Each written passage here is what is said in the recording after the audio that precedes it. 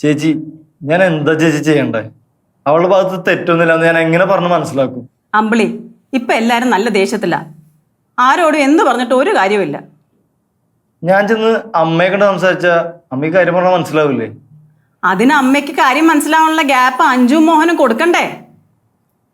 നീ ഇപ്പൊ ആരെയും കാണുന്നുമില്ല, സംസാരിക്കുന്നുമില്ല. അതാ സേഫ്. ആവണിയുടെ അവസ്ഥ ഇപ്പൊ എന്താ ചേച്ചി? അവൾ ആകെ തകർന്നിരിക്കും അമ്പിളി.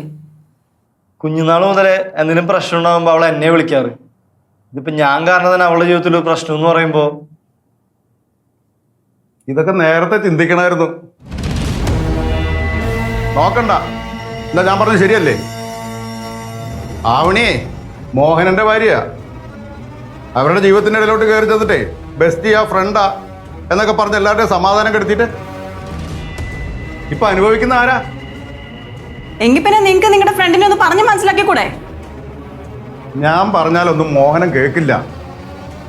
അയാൾ പറയുന്ന കാര്യങ്ങൾ ആരും പറഞ്ഞു പറയുന്നതോ കേട്ട് പറയുന്നതോ അല്ല.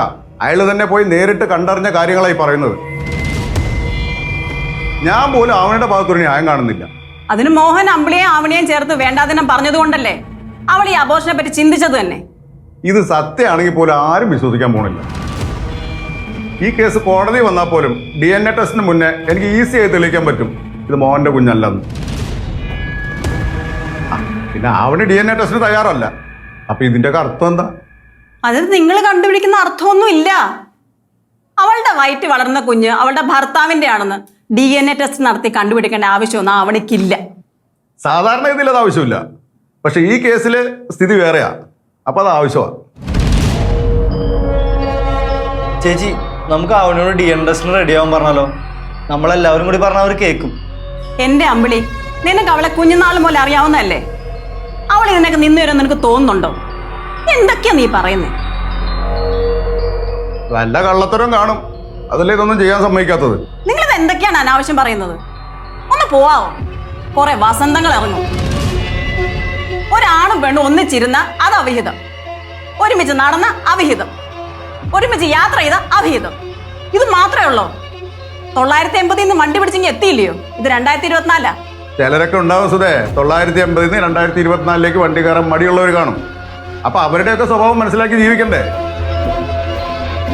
ഞാനൊരു പെൺകുട്ടിയെ കൂട്ടിക്കൊണ്ടുവന്ന് 2024 എന്ന് പറഞ്ഞ് ഇവിടെ ഇരുന്ന നീ സമ്മതിക്കുമോ? ഇല്ലല്ലോ. എല്ലാ മനുഷ്യരുടെ ഉള്ളിൽ ഇതുപോലത്തെ ചിന്തകളുണ്ട്. ഒരു മുഖംമൂടി ഇട്ടെങ്കിൽ നടക്കും. ഞാനും അപ്ഡേറ്റഡ് ആണെന്നും പറഞ്ഞു. അത്രേ ഉള്ളൂ. എല്ലാം കംപ്ലീറ്റ് തട്ടിപ്പാ. അമ്പിളി ഒന്നും കാര്യാക്കണ്ട. ഇങ്ങനെ ഒരു പഴഞ്ചന. എന്റെ പേടി അതാണ് ചേച്ചി. ഈ പഴഞ്ചൻ ആളുകൾക്കിടയിലല്ലേ നമ്മൾ ജീവിക്കുന്നത്.